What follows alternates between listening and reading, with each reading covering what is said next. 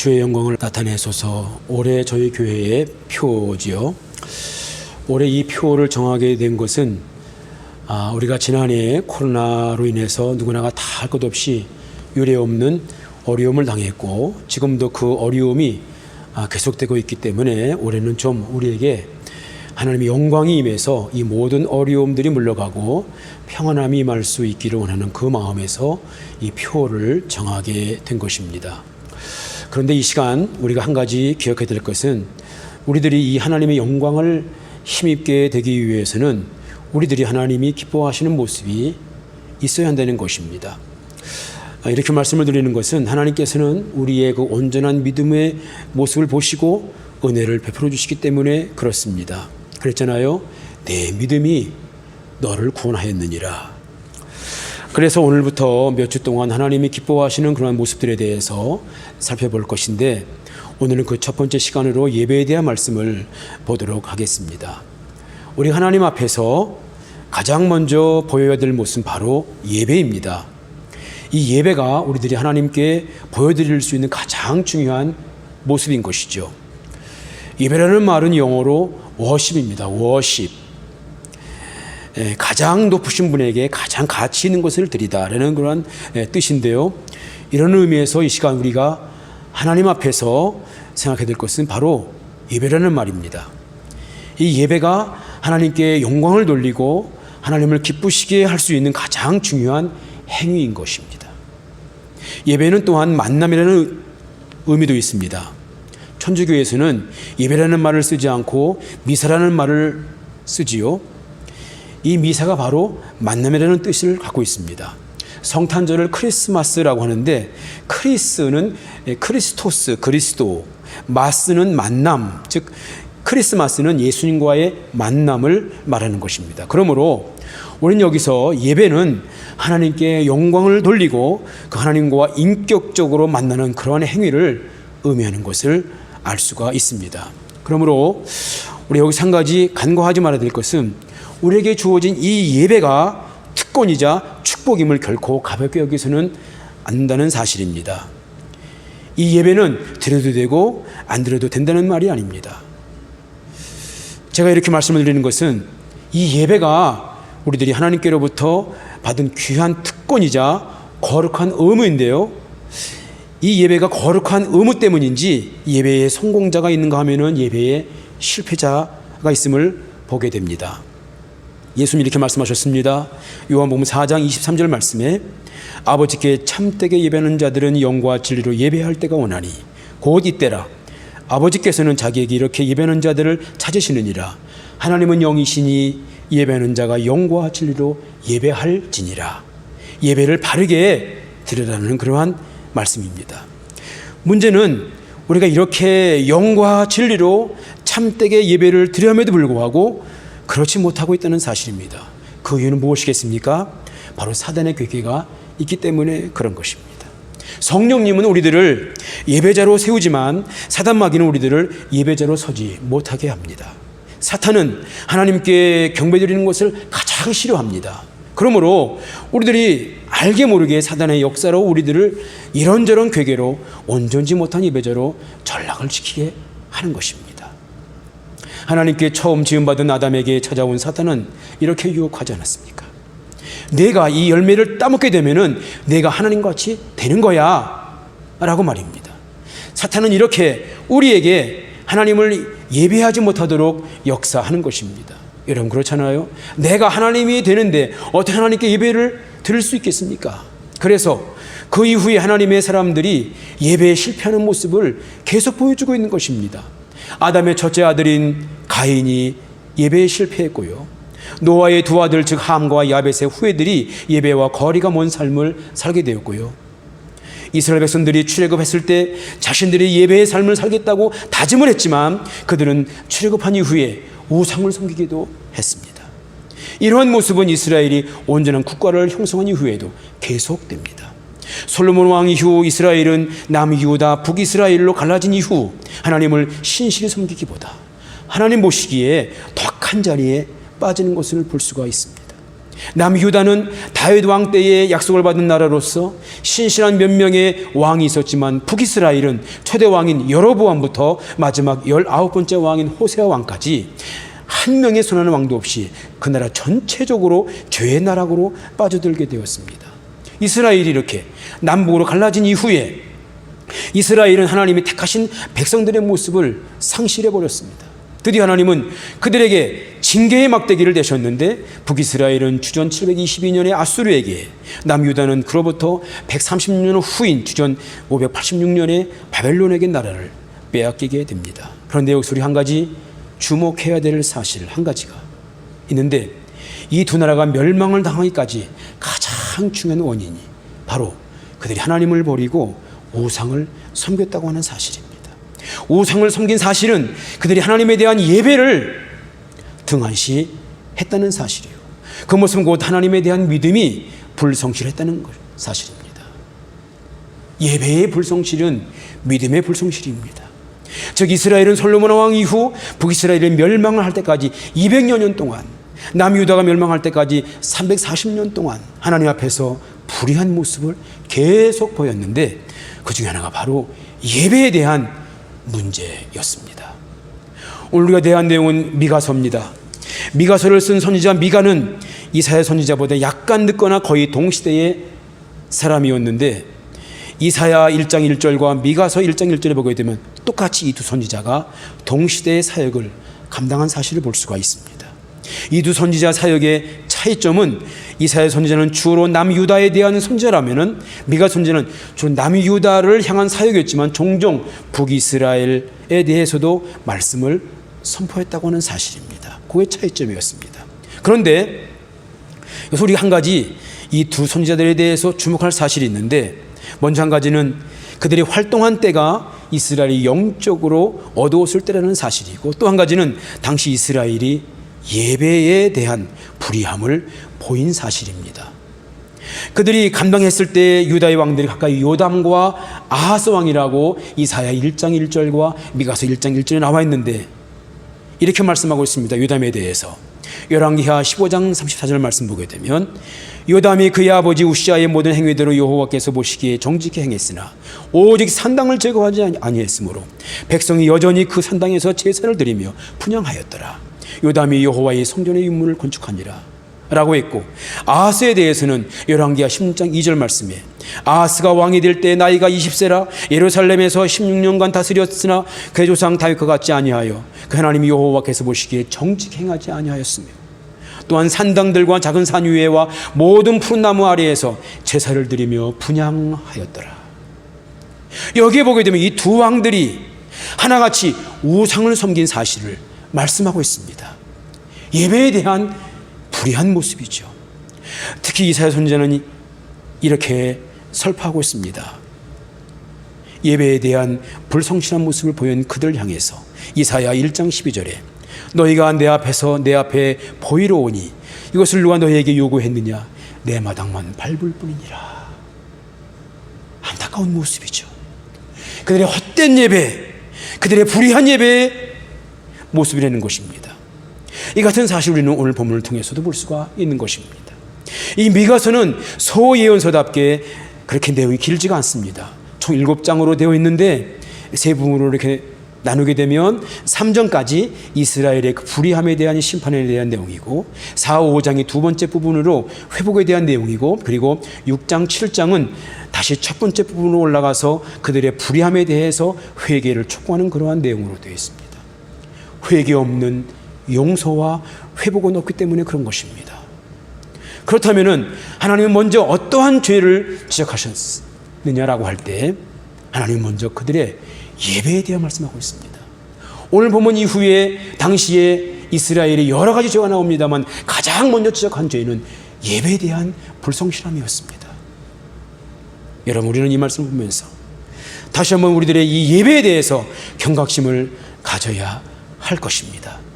왜냐하면 하나님은 그 어떤 죄보다도 그 어떤 불의함보다도 예배에 대한 불의함을 더 크게 보시기 때문에 그런 것입니다. 사람의 마음은 행동을 통해서 결정된다라는 말이 있습니다. 사람의 마음은 행동으로 나타난다는 것이죠.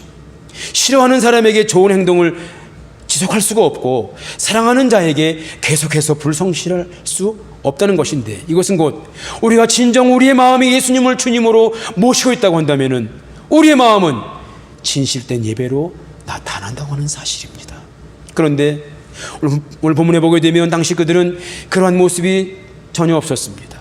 오늘 본문의 6절 말씀 보게 되면 내가 무엇을 가지고 여호와 앞에 나가며 높으시는 하나님께 경배할까? 내가 번제물 1년 된 송아지를 가지고 그 앞에 나갈까? 여기 이 모습은 당시 이스라엘 백성들의 종교적 위선의 모습인 것입니다. 그들은 유대인들로서 때가 되면 하나님 앞에 나가 제사의 행위를 드리지 않을 수가 없습니다. 조상적부터 내려오는 관습이기 때문에 그런 것이죠. 그러나 그들은 지금 하나님보다도 우상을 더 마음에 뒀기 때문에 그들의 제사의 행위는 거칠에 불과한 것입니다.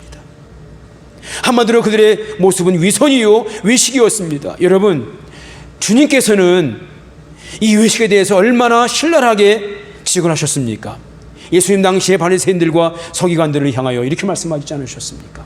화 있을진저 외식하는 서기관과 바리새인들이요, 회칠한 무덤 같으니 아름답게 보이나 그 안에는 죽은 사람의 뼈와 모든 더러운 것이 가득하고 불법이 가득하도다. 그 마음에 죽은 사람의 뼈와 모든 더러운 것이 가득하고 불법이 가득하도다. 그리고 번제물 1년 된 송아지를 가지고 그 앞에 나갈까? 하나님께 경배를 할까? 이 표현 모두가 다 그들의 외식임을 볼 수가 있는 것입니다. 하나님께 예배를 드리면 드리는 것인지 할까? 나아가면 나가는 것이지 나아갈까? 할까와 나아갈까라고 표현되어 있습니다. 진정성이 없는 것입니다. 그리고 구약의 제물은 반드시 정결과 성결을 이루어야 됩니다. 제물을 말씀하실 때마다 하나님은 늘 구약시대에 보게 되면 흠없는 송아지 혹은 흠없는 수염소라고 말씀하셨습니다. 그러나 그들은 그냥 1년 된 송아지라고 되어 있습니다. 그들의 마음 상태를 볼 수가 있는 것입니다. 1년 된 그 많은 송아지 가운데 한 마리의 송아지일 수 있습니다. 그들의 마음 상태를 볼 수가 있는 것입니다. 또한 7절 말씀 보게 되면 그들은 천천의 수양이나 만만의 강수 같은 기름을 기뻐하실까라고 말씀하셨는데, 그들은 겉으로 보이는 것으로 하나님 앞에 나갔다는 것입니다. 그리고 내 허물을 위하여 내 마다들을, 내 영혼의 죄를 위하여 내 몸의 열매를 드릴까? 여러분, 정말 그들은 하나님 앞에 씻기 어려운 불의한 모습을 보여주고 있는 것입니다. 적어도 구약시대에 자신의 죄를 위하여 짐승을 잡아 죽임으로 말미암아 하나님 앞에 나갔을 때, 그것은 자신이 가지고 온 그 재물을 잡아 죽일 때마다 자신이 그 짐승처럼 죽는다고 하는 그 마음으로 하나님 앞에 서게 된 것입니다. 내가 죽어야 할 자리에 저 짐승이 죽는 그런 마음으로, 간절한 마음으로 하나님께 정성스럽게 제물을 드렸는데, 그리고 자신의 목숨이 아니라 자신 대신 자녀를 드림으로 사함받는다고 하는, 즉 자신은 그 어떤 희생도 치르지 않겠다고 하는 자기 이기주의의 극체 모습인 것입니다. 전혀 자신에 대해서 진정성이 없는 그런 외식된 예배자의 모습이라는 것이죠.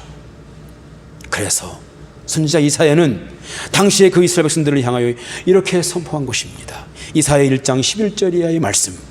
여호와께서 말씀하시되 너희의 무수한 재물이 내게 무엇이니 유익하뇨? 나는 순양의 번제와 살찐 짐승의 기름에 배불렀고 나는 수송아지나 어린 양이나 순염소의 피를 기뻐하지 아니하노라. 너희가 내 앞에 보이러 오니 이것을 누가 너희에게 요구했느냐? 내 마당만 밟을 뿐이니라. 헛된 재물을 다시 가져오지 말라. 분향은 내가 가증히 여기는 바요, 월삭과 안식일과 대회로 모이는 것도 그러하니 성회와 아울러 악을 행하는 것을 내가 견디지 못하겠노라. 제사를 드리며 나올 때마다 하나님은 견딜 수가 없다고 말씀해주고 있습니다. 그들의 불의한 모습을 보았기 때문에. 바로 이 하나님 말씀을 선지자 미가가 똑같이 지금 하고 있는 것입니다. 오늘 본문의 6절 말씀이 그 말씀인 것입니다. 외식과 거짓 예배자들을 향한 하나님의 엄중하신 그런 말씀입니다. 그런 다음에 하나님께서는 이렇게 말씀하십니다. 오늘 본문의 8절 말씀이지요. 사람아, 주께서 선한 것이 무엇임을 내게 보이셨나니 여호와께서 내게 구하시는 것은 오직 정의를 행하며 인자를 사랑하며 겸손히 네 하나님과 함께 행하는 것이 아니냐. 여러분, 우리는 이 하나님 말씀을 주목해서 들어야 할 것입니다. 이 말씀은 바로 이미 우리들이, 저와 여러분들이 신앙 양심을 통해서 하나님이 기뻐하시는 예배의 모습을 알고 있다는 것이죠. 그래요. 우리가 드리는 이 예배 어떻게 해드려야 하나님께서 기뻐하실까 다 이미 알고 있지 않습니까? 우리들이 어떻게 예배를 드려야 하나님이 기뻐하시고 원하시고 좋아하시는 예배인지를 이미 다 알고 있지 않습니까? 이런 예배자의 모습을 이루지 아니하면 벌써 우리 마음이 편치 않음을 알지 않습니까? 그랬잖아요. 다시 한번 들어보십시다. 사람아, 주께서 선한 것이 무엇임을 내게 보이셨나니 여호와께서 내게 구하시는 것이 오직 정의를 행하며 인자를 사랑하며 겸손히 네 하나님과 함께 행하는 것이 아니냐. 그런 모습으로 예배를 드리려는 것이죠. 여기서 정의를 행하며라는 뜻은 의로운 삶을 말할 뿐만 아니라 사회적으로도 모든 사람에 대해서 공평하게 대하려는 것입니다. 높은 자나 낮은 자나, 나보다 귀한 자나 나보다 천한 자나 다 공평한 마음으로 그들을 대하려는 것입니다. 인자를 사랑하며, 인자라는 말은 히브리 말로 헤세드라는 말입니다. 헤세드. 이 말은 높은 차원의 사랑을 말하는 것입니다. 높은 차원의 사랑. 어떤 책에 보니 이 사랑을 이렇게 말하고 있습니다. 나보다 윗사람을 사랑하는 것을 존경이라고 하고 나와 동등한 입장에서 서로 사랑하는 것을 일반적으로 사랑이라고 말하며, 그리고 나보다 아랫사람을 불쌍히 여기는 것을 긍휼이라고 한다. 이것이 사랑이다. 이 사랑이 있을 때 얼마나 우리의 마음이 푸근해지고 은혜가 됩니까? 윗사람을 참 존경하고 같은 사람들에게 진정한 사랑을 베풀고 나보다 못한 사람들을 향해서 불쌍히 여기며 긍휼의 마음을 갖고 대하는 그 마음속에 은혜가 있지 않습니까? 그 다음, 겸손히 내 하나님과 함께 행하는 것이 아니냐. 여기 보기에는 겸손과 하나님과 함께 행함을 같이 말씀하고 있습니다. 그렇습니다. 이 둘은 아주 밀접한 관계가 있습니다. 그래요. 겸손한 사람이 하나님과 함께 할 수가 있는 것입니다. 교만한 사람은 하나님과 함께 할 수가 없는 것입니다. 예수님 말씀하셨지요. 나는 마음이 온유하고 겸손하니 내 멍에를 메고 내게 배우라고 말입니다. 겸손한 사람이 주님과 함께 할 수 있는 것입니다. 겸손이 무엇이겠습니까? 한마디로 내가 죽는 것입니다. 주님 말씀이 나를 죽이는 것입니다. 성령님을 통해 주신 그 주님의 뜻에 나를 죽이고 나를 복종시키는 것입니다. 이 겸손과 이 순종과 이 자기 부인의 하나님의 역사가 내 마음속에 임하게 되는 것입니다. 이 겸손함이 있을 때 내 마음에 하나님 나라가 이루어지는 것이죠. 내 영혼이 은총 입어 중한 죄짐 벗고 보니 슬픔 많은 이 세상도 천국으로 하도다. 할렐루야 찬양하세. 내 모든 죄 사함 받고 주 예수와 동행하니 그 어디나 하늘나라. 주 예수와 동행하는 사람, 겸손한 사람이죠. 그 어디나 하늘나라.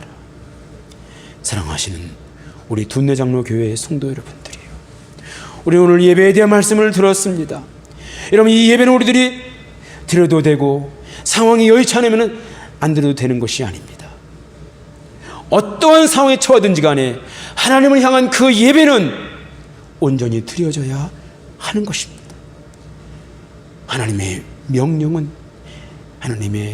이 예배는 하나님에 대한 명령입니다. 저는 예배를 하나님께 믿는 우리에게 주신 특권이요 거룩한 의무요 그리고 축복의 통로임을 말씀을 드렸습니다. 예배는 축복의 통로입니다. 왜냐하면 하나님께 예배로 영광을 돌릴 때 하나님이 가만히 계시겠습니까? 더 큰 은혜를 폭포수같이 부어주실 줄을 믿습니다. 지금 우리들은 코로나 사태로 인해서 마음대로 대면 예배를 드리지 못하고 있습니다. 저는 이렇게 저희 교회가 비대면으로 예배를 드리지만 좀 더 하나님 보시기에 우리 온 교인들이 온전한 모습으로 예배를 드리기를 바라고요. 그리고 나중에 대면 예배를 드리게 되었을 때 우리 모두 하나님이 보시기에 정말 귀하고 온전한 예배를 드림으로 말미암아 사랑과 자비 하나님께로부터 이 세상을 넉넉히 이겨나갈 수 있는 풍성한 은혜가 있게 되기를 주님의 이름으로 축원합니다. 아멘. 기도하시겠습니다. 하나님 아버지 감사합니다. 하나님, 우리 교회 올해 교회 주의 영광을 나타내 주시옵소서 라는 주제로 이렇게 시작하게 되었는데, 한 해 동안 저희 주의 영광이 가득 우리 가정의 개인적에 임하게 되기를 소원합니다. 첫 번째 시간으로 예배에 대한 말씀을 들었습니다. 하나님 아버지, 예배는 우리의 특권이요 거룩한 의무요 축복의 통로임을 확신하고, 하나님께서 보시기에 아름답고 온전한 모습으로 예배를 드리는 말미암아 우리 예배를 기쁘게 받으시고 은혜 가운데 세움받을 수 있는 우리 모두가 되게 하여 주시옵소서. 우리를 사랑하시는 예수님의 이름으로 간절히 기도드리옵나이다. 아멘.